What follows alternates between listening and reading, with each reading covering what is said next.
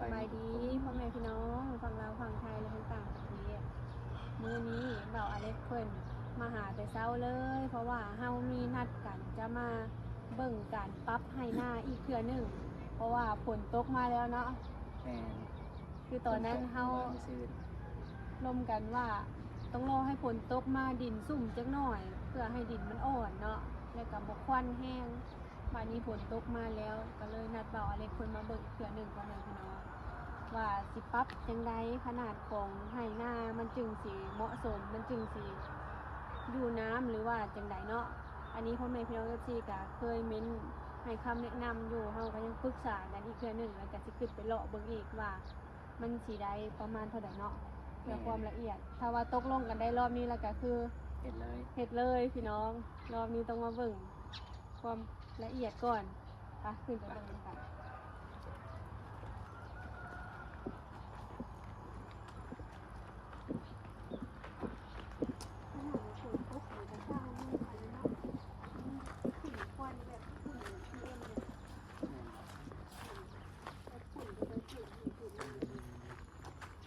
ที่หอมหมอกแล้วแม่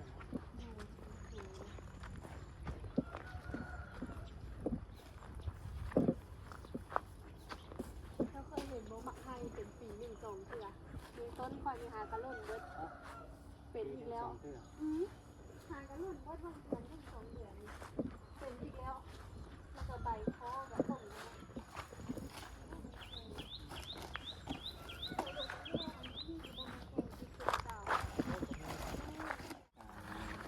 เอาคันนี้ลงมาใส่ตัวนี้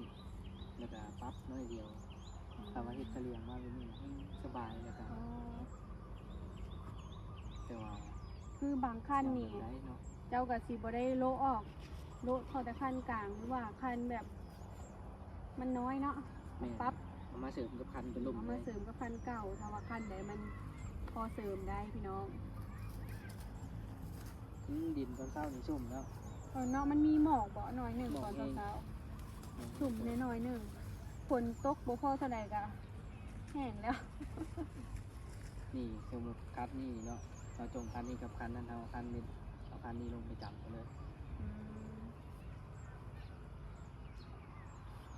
จังใดหน้าค่อยก็ยังจะได้เสลียงคือเก้าบ่เจ้าวะเวลาปั๊บยังเอาชื่อหรือเอาเสลียงถ้าเอาชื่อเอาก็ตัดชื่อไปเลยตัวเศษมันนี่ก็มันจะได้เป็นสามเหลี่ยมชื่อก็ต้นนั้นไปหันเอา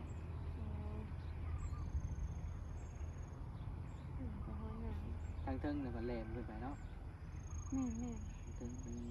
นแต่มันหอมกว่าเนาะหอมกว่าทั้งลุมเลย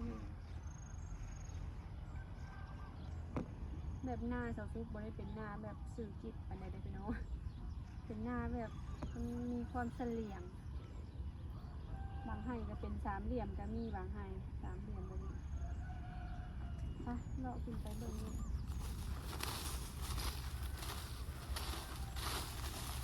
หน้าของคือสีปั๊บหน้าอยู่เนาะจะไปเบิ่งหน้าเขาจะว่าหน้ามันเกิดจากอะไรไปประธานก่อนทำก่อนไม่มีไปใส่คนที่ไหนบ้างรายการแล้วนี่แหละคนที่นั่นทุกอย่างเดี๋ยวอย่างที่คนเจอเบื้องนั้นเนาะจงพาขึ้นไปนะ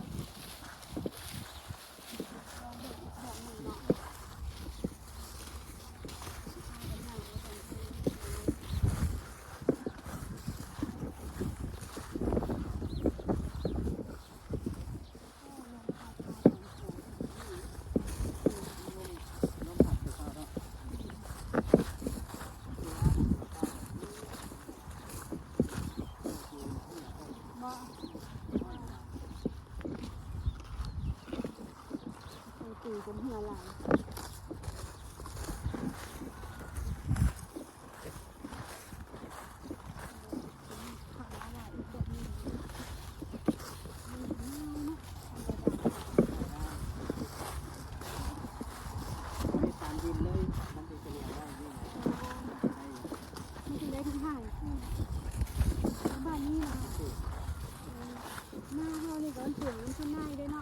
มันจะได้เข่าย้อนว่ามันมาเป็นข้างหน้าหลายนี่เอามาแบบเทียบเป็นให้หน้ากันน่าจะได้2 ให้ 3 ให้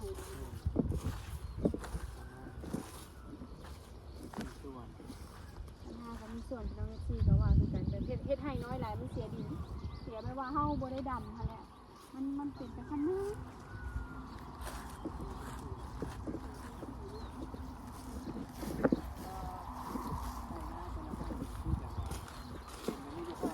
นี่นอนกลางบ่มันขึ้นกับน้องน้อยถ่ายน้องได้คืออันปกติถ่ายหน้าก็ถ่ายมาได้แต่ว่ามองไป ย่ามไปพูดหน้านี่เขาจะถ่ายออกตรงนี้เลยเขาจะถ่ายถ้าขาดออกใครมันขาดเข่ากันนาแล้วมันจะมาโกนกลางอยู่ตรงนี้ เฮาสิอันเอาอันแบบว่าใบไทยนะมาแทรกกลางให้น้ำมันอยู่บางกลางบ่ แม่นเพราะอันนี้นะ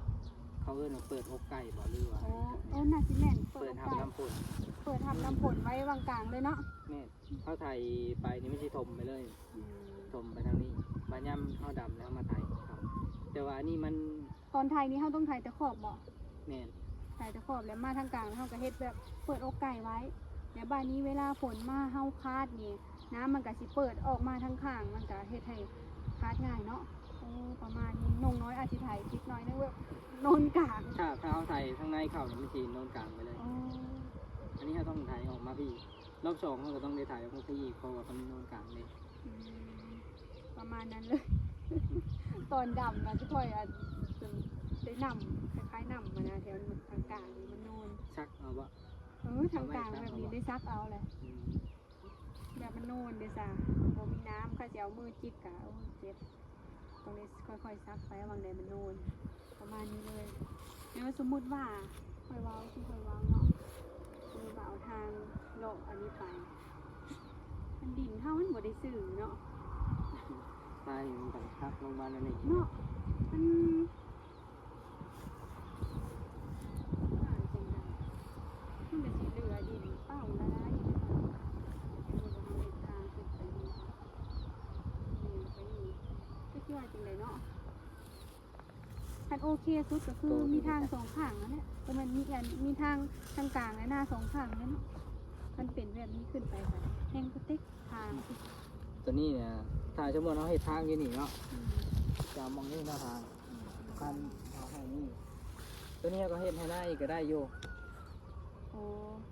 นี่ก็ได้คือกัน เนาะได้อยู่เนาะเขาจงไว้เฮ็ดให้นา แม่น